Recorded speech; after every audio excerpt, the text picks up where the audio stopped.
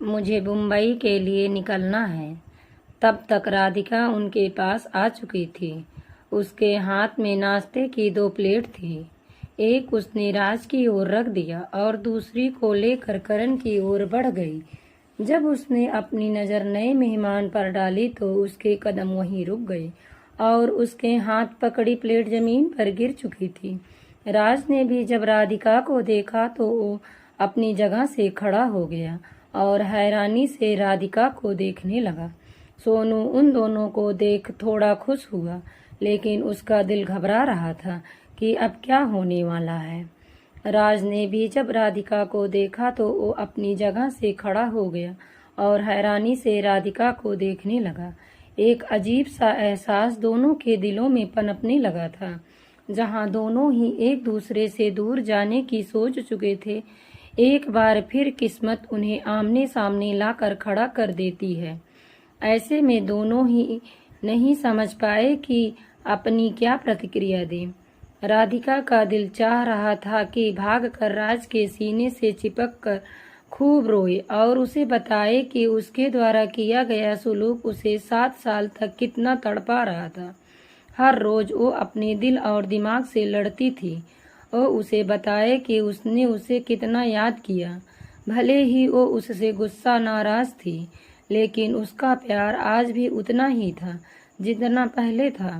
लेकिन राधिका अपनी जगह पर स्थिर खड़ी ही रह गई। वहीं राज का भी यही हाल था।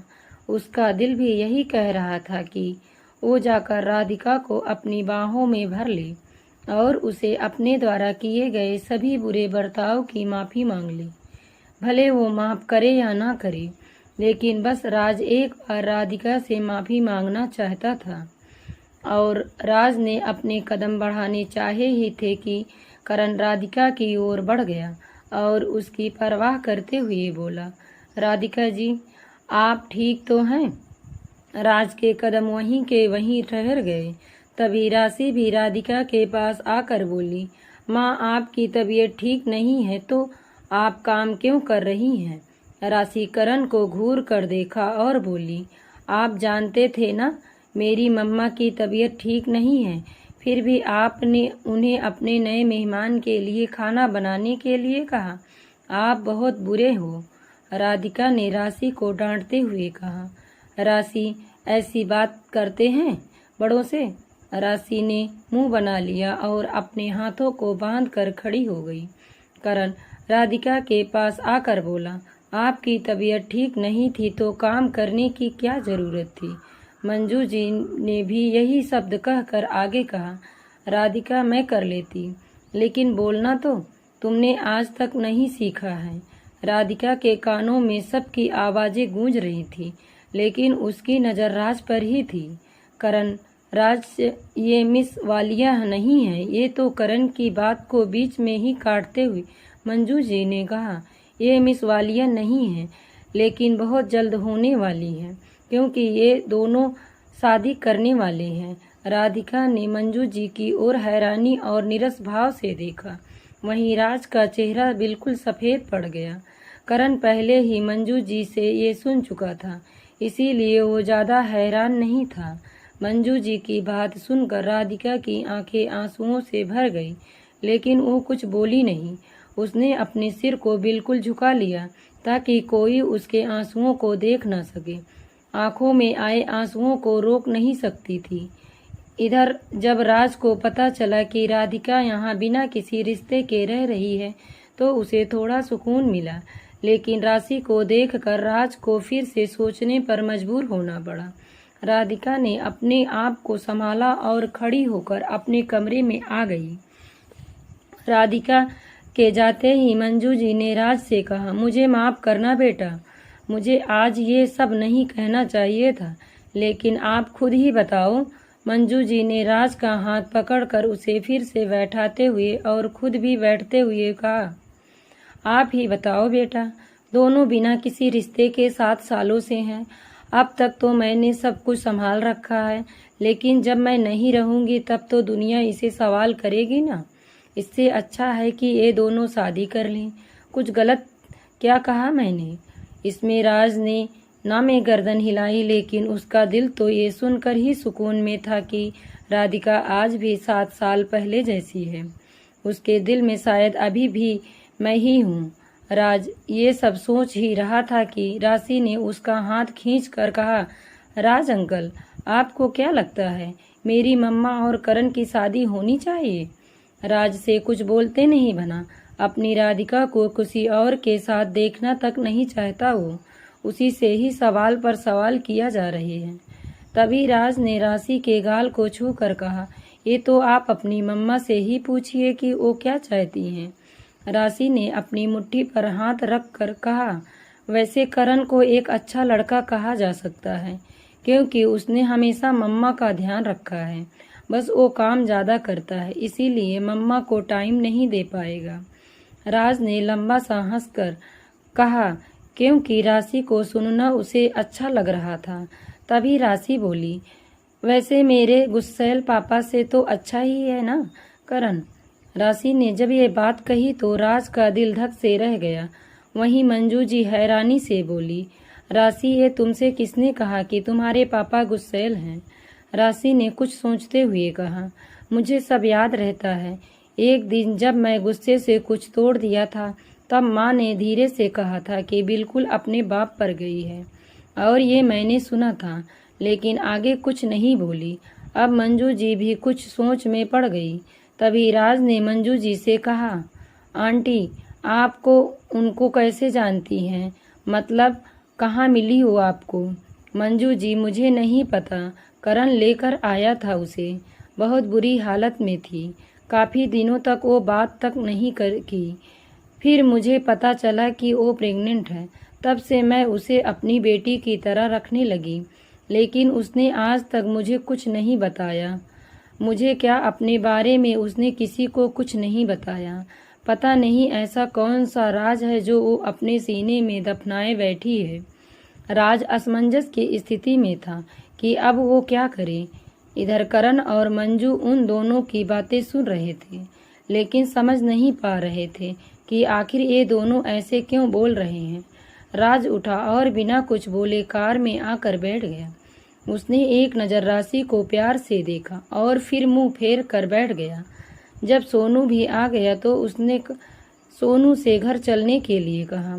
इतने सालों का इंतजार खत्म हो चुका था राज का, लेकिन अब आगे क्या करना था वो ये नहीं जानता था। मुझे कुछ समझ नहीं आया कि वो क्या करे। राज की जिंदगी में ये पहली बार था जब वो कोई फैसला लेने में अपने आप को कमज़ोर महसूस कर रहा था, लेकिन इस बार फैसला राधिका को लेना था। इसीलिए उसने आंखों को बंद किया और पीछे सीट से टिका लिया।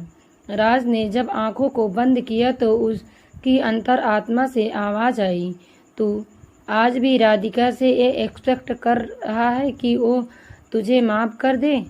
तू एक रेपिस्ट है राज, अपनी ही पत्नी का रेप किया था तूने, और अब तू चाहता है वो तुझे उस रात के लिए माफ़ी दे? वो बच्ची तेरी ही है। अचानक गाड़ी के ब्रेक लगने से राज की तंद्रा भंग हुई और वो एकाएक बैठ गया। सोनू ने पीछे मुड़कर देखा और कहा, घर आ गया सर। राज चुपचाप उतरकर अपने कमरे में चला गया। रोशनी राज को वापस आता देख हैरान थी, लेकिन वो कुछ बोली नहीं। इधर राधिका अपने कमरे में आकर जी भर कर रोए जा रही थी।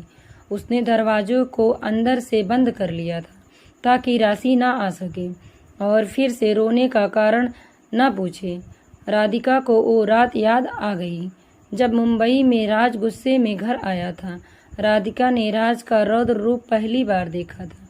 राधिका ने सबके सामने तो राज को शांत कर दिया था और राज भी शांत हो गया था, लेकिन जब वो कमरे में आया तो राधिका उससे नज़र नहीं मिला रही थी और न ही उससे बात कर रही थी। राज राधिका से प्यार करता था, लेकिन आज जब अचानक ही उसका गुस्सा शांत हुआ तो फिर से राधिका उससे गुस्सा दिलाने का काम कर रही थी।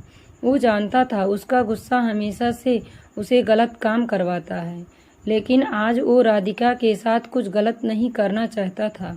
इसीलिए वो अपने आप को शांत रखने की पूरी कोशिश कर रहा था। वहीं राधिका उसे और गुस्सा दिला रही थी। जिससे राज अपने आपे से बाहर हो गया। उसने राधिका के कंधे को पकड़कर अपनी ओर करना चाहा।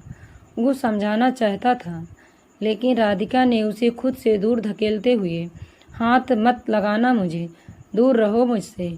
मैंने तुम्हें जब भी सही समझा तब तुमने दिखा दिया कि तुम कभी सही हो ही नहीं सकते। राज ने अपना गुस्सा रोकने के लिए राधिका को पीछे से बाहों में भर लिया और धीरे से राधिका के कान में बोला, राधिका प्लीज, आज तुम मुझे कुछ मत कहो, प्लीज प्लीज। राज के यूं अचानक छूने से राधिका अंदर तक सहम गई, लेकिन जब राज के शब्द उसके कानों में पड़े और वो जब बार बार राधिका को प्लीज बोल रहा था तो राधिका कुछ नहीं बोल पाई। राज ने राधिका को पीछे से ही कसकर पकड़ रखा था, जिससे राधिका उसकी कैद में थी। राधिका को वही रात याद आ गई जब उसका रेप हुआ था। राधिका का दिल दिमाग काम करना बंद कर चुका था, लेकिन राज के एक प्लीज के आगे उसने खामोशी की चादर ओढ़ ली और अपने दर्द को अंदर ही अंदर दबा दिया। राज को राधिका के बालों की खुशबू मदहोश कर चुकी थी, इसीलिए उसका चेहरा राधिका के गले की ओर बढ़ गया। राज ने जैसे ही राधिका की गर्दन पर अपने ऊँट रखा, राधिका सिहर उठी। उसने राज को खुद से दूर धकेला, लेकिन वो राज की कैद से आज़ाद न हो सकी। राज धीरे धीरे राधिका की ओर पास आने लगा। राधिका उसे दूर करना चाहती थी, लेकिन वो उसे रोक नहीं पाई और जिंदा लाश की तरह अपने आप को राज के हवाले कर दिया। एक बार फिर उसके साथ वो सब हुआ जो उसके साथ पहले हो चुका था, लेकिन इस बार राधिका चीख नहीं रही थी, वो खामोश थी। वो नहीं जानती थी कि वो खामोश क्यों है। और फिर जब राज सो गया तो राधिका उठी और बेड के सहारे जमीन पर बैठकर खूब देर तक रोती रही। आखिरकार उसने फैसला किया कि अब वो राज के साथ नहीं रह सकती। उसने राज को कभी गलत नहीं समझा, लेकिन फिर भी वो अब उसे अपने आप से और अपने आप को ही दूर रखना चाहती थी, ताकि इस रात की सुबह हो तो राज को अपने किए पर शर्मिंदा ना होना पड़े। इतने दिनों में राधिका राज को समझ तो गई थी कि वो कैसा है। अगली सुबह जब उसे एहसास होगा उसने मेरे साथ क्या किया, तो वो जाने कैसा रिएक्ट करे। इसीलिए राधिका ने इस रात की कभी सुबह न होने देने के लिए खुद को उससे इतना दूर करना था कि कभी वो ढूंढने भी आए तो मिले ही ना। राधिका ने कपड़े बदले और एक पेपर पर राज के लिए कुछ लिखा और वहां से निकल गई। जब वो निकली तो ऐसी निकली थी किसी की नज़र में ना आए, लेकिन फिर भी अन्नू ने उसे जाते हुए देख लिया। अन्नू उसके पीछे गई, लेकिन वो ज़्यादा दूर तक नहीं जा सकी क्योंकि राधिका उसकी आंखों से ओझल हो गई। राधिका वहीं चल रही एक बस में चढ़ गई। वो नहीं जानती थी कि उसे जाना कहाँ है, इसीलिए पता और पूछे बिना ही वो उसमें बैठ गई और चली गई। इधर राज ने आकर अपने आप को कमरे में बंद कर लिया था। जिस सच से वो भाग रहा था उसका उसे डर था, वही हुआ। वो राधिका से प्यार करता था तो फिर उसके साथ ऐसा कैसे कर सकता था। पहली बार जब राज राधिका के पास गया और उसने राधिका की हालत देखी थी तो तभी समझ गया था कि राधिका के साथ पहले जो हुआ उससे वो बहुत ज़्यादा डर गई है। इसीलिए वो राधिका को संभाल कर उसे ठीक करना चाहता था। उसने ये कभी नहीं चाहा कि वो राधिका की इजाज़त के बगैर उसके करीब जाए, लेकिन उसे उस दिन न जाने वो कैसे बहक गया और वो सब कर बैठा। उस रात जब राधिका चली गई तो अन्नू वापस घर आई और बिना किसी से कुछ कहे सीधे राज के कमरे में चली आई। कमरे में धीमी धीमी लाइट ऑन थी, जिसे अन्नू को राज दिखाई दे रहा था। राज की पीठ अन्नू को साफ दिखाई दी तो वो सारा माजरा समझ गई। मौके का फायदा उठाने के लिए वो दूसरी ओर से आकर राज के पास लेटकर उसके बालों में हाथ फिराने लगी। राज गहरी नींद में था, लेकिन फिर भी उसे महसूस हुआ कि ये राधिका नहीं थी, इसीलिए उसने जल्दी से आंखें खोली तो अपने सामने अन्नू को देख घबरा गया। उसने अपने ऊपर ब्लैंकेट किया और अन्नू से दूर होते हुए बोला, "what are you doing here?" Annu मुस्कुराते हुए कहा, "वही जो तुम्हारी वाइफ नहीं कर सकी। लगता है तुम दोनों की रात बहुत हसीन बीती है। मेरे घर में इतना बड़ा तमाशा करने के बाद तुम दोनों रोमांस कर रहे थे। Not bad." राज को जब सब याद आया तो वो घबरा गया और कमरे में इधर उधर देखते हुए बोला, "राधिका कहाँ है?" अन्नू उठी और जाते हुए अपने कंधे उचकाते हुए बोली, "मैंने उसे बाहर जाते हुए देखा था। पता नहीं कहाँ गई है। लगता है वो तुम्हें छोड़कर चली गई है।" अन्नू रुकी और राज का मजाक बनाते हुए बोली, "शायद तुम उसे खुश नहीं कर पाए।" अन्नू चली गई तो राज ने अपना सिर पकड़ लिया। उसे कुछ समझ नहीं आया कि वो क्या करे और क्या ना करे। गुस्सा उस पर इस कदर हावी हो जाता है कि वो कब क्या कर बैठता है उसे खुद ही नहीं पता होता है, और उसके गुस्से ने आज राधिका को खो दिया था। राज ने खुद से कहा, "नहीं राधिका, तुम मुझे छोड़कर नहीं जा सकती। मैं तुम्हारे बिना नहीं राधिका।" राज उठा। उसने जल्दी से कपड़े पहने और चला गया राधिका को ढूंढने। लेकिन इस बार राधिका कभी ना आने के लिए चली गई थी। सुबह के 5 बज चुके थे। राज ने घर के आसपास की सभी जगह पर राधिका को ढूंढ चुका था, लेकिन वो उसे कहीं नहीं मिली। आखिर में थक हार कर वो वापस घर आ गया। उसने किसी से कुछ नहीं कहा और अपने आप को कमरे में बंद कर लिया। कहाँ वो राधिका के साथ वक्त बिताने आया था और कहाँ उसने उसे खो दिया था। वक्त भी अजीब होता है, कभी भी बदल सकता है। राधिका जिस बस में बैठी थी वो दिल्ली जा रही थी। वो एक कोने में सिर टिकाए बैठी थी। तभी कंडक्टर आया और उसे टिकट लेने को कहा। एक बार में राधिका ने नहीं सुना तो कंडक्टर जोर से चिल्लाया, "ओ मैडम, बहरी हो क्या?" राधिका ने कंडक्टर को उदास चेहरे से देखा तो कंडक्टर फिर बोला, "मैडम टिकट।" राधिका ने धीरे से कहा, "लेकिन मेरे पास तो पैसे नहीं हैं।" कंडक्टर ने गुस्से से राधिका को घूरा और फिर अपने गले में लटकी हुई सीटी को बजाया, जिससे बस रुक गई। राधिका को आधे रास्ते में ही बस से उतार कर बस चली गई। बस वाले ने हाईवे पर ही छोड़ दिया था, जिसे राधिका को पार करके आगे बढ़ना था। लेकिन राधिका को तो कोई होश ही नहीं था कि उसे जाना कहाँ है। चूंकि अभी सुबह के 7 बजे थे, इसीलिए साधन इतनी ज़्यादा नहीं थे, तो राधिका सड़क पर ही चलने लगी थी। तभी उसे ख्याल आया कि अब वो जी कर क्या करेगी। कौन है इस दुनिया में उसका, जिसके पास जाकर वह रह सके, अपनी आगे की जिंदगी काट सके। क्योंकि राज के पास तो वो हरगिज नहीं जाना चाहेगी। इसीलिए राधिका के दिमाग में आया। वो पल भर का ख्याल उसके दिमाग में घर कर गया। तभी एक कार उसके सामने आकर रुकी। राधिका ने जब कार को देखा तो उसके दिल में राज आया कि राज ने उसे ढूंढ तो नहीं लिया। लेकिन जब कार से कोई और इंसान उतरा तो राधिका फिर से घबरा गई कि वो ये कौन है। ये करण था। करण राधिका के पास आकर बोला, "माफ कीजिएगा, लेकिन आप यहाँ इस तरह अकेली क्या कर रही हैं? ये एरिया लड़कियों के लिए बिल्कुल सुरक्षित नहीं है। आपको यहाँ नहीं आना चाहिए।" राधिका ने अपनी नज़र जमीन में गड़ा कर कहा, "लड़कियों के लिए तो कोई भी एरिया सुरक्षित नहीं है। ऐसी कौन सी जगह है जहाँ आप ये कह सकते हैं कि यहाँ तुम बिल्कुल सुरक्षित हो?" राधिका की बात सुनकर करण हैरान रह गया। तो करण ने कहा, "आपको कहाँ जाना है?" राधिका ने कुछ पल सोच कर कहा, "मेरे पास पैसे नहीं थे, इसीलिए बस वाले ने मुझे यहाँ छोड़ दिया।" करण, "हाँ तो आपको जाना कहाँ है, मुझे बताइए, मैं छोड़ दूंगा आपको।" राधिका का दिल घबरा रहा था। फिर भी उसने कहा, "मुझे ऐसी जगह छोड़ दीजिए जहाँ मैं चैन से मर सकूं, क्योंकि जब भी मरने का सोचती हूँ कोई ना कोई बचा लेता है।" करण अब और ज़्यादा हैरान था, इसीलिए उसने कहा, "आप प्लीज़ यहाँ से चलिए।"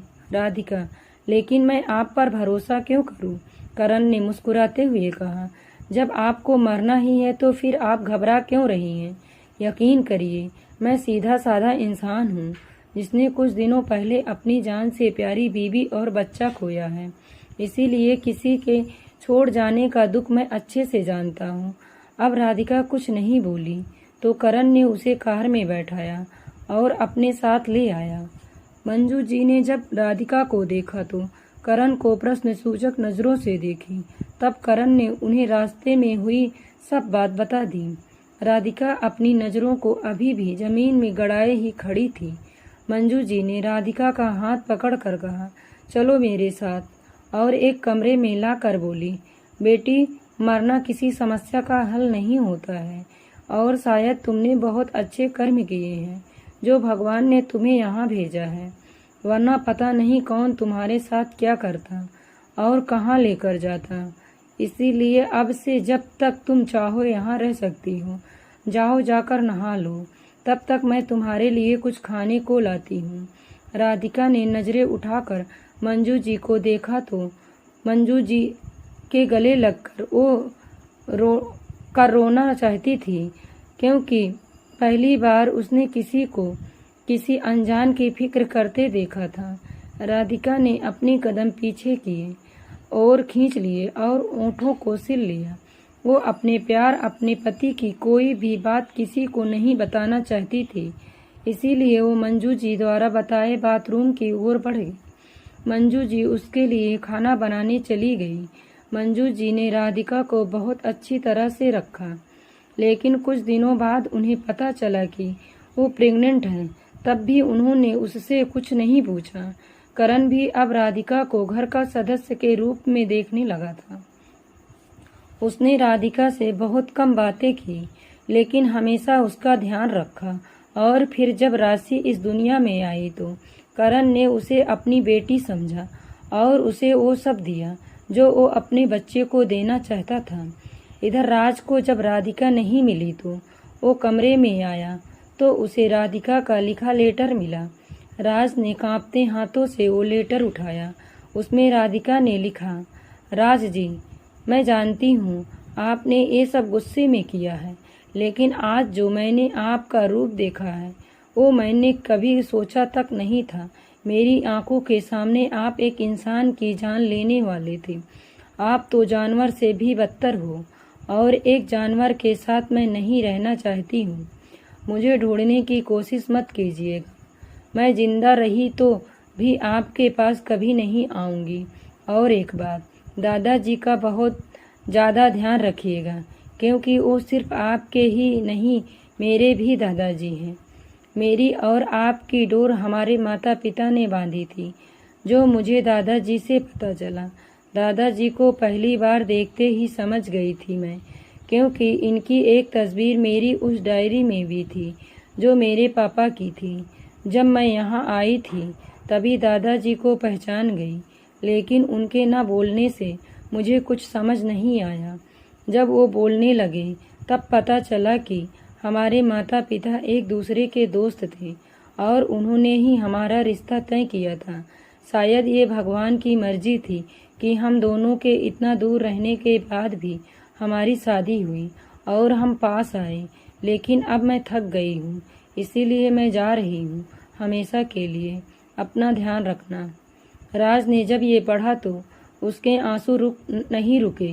वो राधिका को हर हाल में ढूंढना चाहता था, इसीलिए उसने मुंबई में अपने आदमियों को लगा दिया। लेकिन राधिका मुंबई में हो तब मिलती ना। राधिका तो करण के साथ रायपुर के उस छोटे से गांव में आ गई थी जहां उसे कोई ढूंढ नहीं सकता था। राशि के आने के बाद राधिका उसी में व्यस्त रहती। करण और मंजू जी भी अपने घर में एक छोटी बच्ची के आगमन पर बहुत खुश थे और अपना सारा प्यार राशि पर लुटा रहे थे।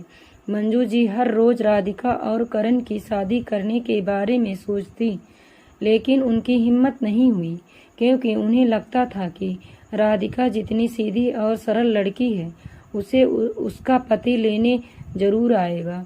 और आज जब उसने उनसे रहा नहीं गया तो उन्होंने ये कह दिया, और वो भी राज के सामने। जो नहीं जानती थी कि वो ही राधिका का पति है। वर्तमान राधिका अपने कमरे में बैठी मंजू जी की कही बातें सोच रही थी। जब उन्होंने करण और उसकी शादी की बात की थी तब राज का चेहरा कैसे उदास हो गया था। क्या सोच रहा होगा वो, पता नहीं वो यहाँ क्यों आ गया। राधिका यही सब सोचते सोचते सो गई, क्योंकि सालों बाद उसने अपने प्यार को देखा था। तो उसे देखने मात्र से राधिका की सारी चिंता दूर हो गई और उसे बहुत गहरी नींद आ गई। इधर राज भी अपने कमरे में बैठा राधिका की तस्वीर लिए सोच रहा था।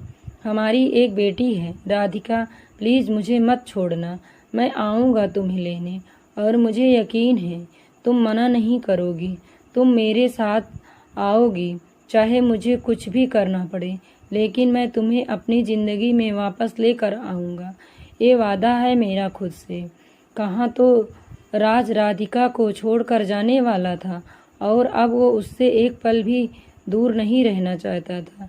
जब उसे पता चला कि राशि उसकी बेटी है, वो राशि को गोद में लेकर उसे प्यार करना चाहता था, लेकिन उस वक्त वो मजबूर था और उसमें इतनी हिम्मत भी नहीं थी कि वो राधिका को फेस कर सके। और औलाद होने की खुशी ही कुछ और होती है। अब तो वो हर हाल में राधिका और राशि को अपने घर लाना चाहता था। राज को इस बात की खुशी थी कि राधिका ने अभी तक शादी नहीं की थी। वो आज भी वहीं खड़ी थी, इसका मतलब था कि वो उसका इंतजार कर रही थी। राज ने खुद से कहा, मैं बहुत जल्द आऊँगा राधिका। राधिका पूरे दिन कमरे से बाहर ही नहीं आई तो मंजू जी को उसकी चिंता होने लगी। उन्होंने दरवाज़ा खटखटाया, लेकिन राधिका ने दरवाज़ा नहीं खोला। मंजू जी ने करण की ओर आस भरी नज़रों से देखा, लेकिन करण ने भी उनकी कोई मदद नहीं की। तो मंजू जी ने राशि को देखा। राशि ने मंजू जी को सांत्वना देते हुए कहा, क्या मंजू, मैं हूँ ना, मैं करती हूँ कुछ। ऐसा कहकर राशि जोर जोर से नाटक करते हुए रोने लगी और दरवाजे को बजाने लगी। अंदर राधिका को जब राशि के रोने की आवाज़ आई तो राधिका ने जल्दी से दरवाज़ा खोला। तो राशि ने कंधे उचकाकर दूसरी ओर जाते हुए कहा, लो मंजू, कर लो अब जो करना है। राधिका और मंजू जी हैरानी से राशि को देखने लगी। वहीं राशि की ये हरकत को देख कर करण की हंसी छूट गई।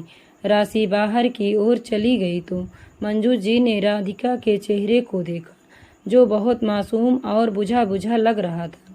मंजू जी राधिका की ओर बढ़कर उसके कंधे पर हाथ रखते हुए बोली, मुझे माफ़ कर देना राधिका, अगर मेरी किसी भी बात का बुरा लगा हो तो, लेकिन मेरा कोई इरादा नहीं था तुम दोनों को दुख देने का। मैं तो बस तुम दोनों का और राशि का भविष्य सुरक्षित रखना चाहती हूँ। राधिका ने मंजू जी के हाथों को अपने हाथ में लेकर कहा, आपने जो भी सोचा मैं जानती हूँ हमारे भले के लिए ही सोचा है, लेकिन मुझे माफ़ करना, मैं ये नहीं कर सकती। मैं करण जी से शादी नहीं कर सकती। हम दोनों कभी भी पति पत्नी की तरह नहीं रह सकते। मंजू जी, क्यों नहीं रह सकती? आखिर क्या खराबी है करण में? मैंने तुम्हें उसकी हर एक बात बताई है। राधिका ने मंजू जी की बात को बीच में ही काटते हुए कहा, आपने मुझे उनके बारे में तो सब कुछ बता दिया, लेकिन क्या आप दोनों मेरे बारे में कुछ भी जानती हैं?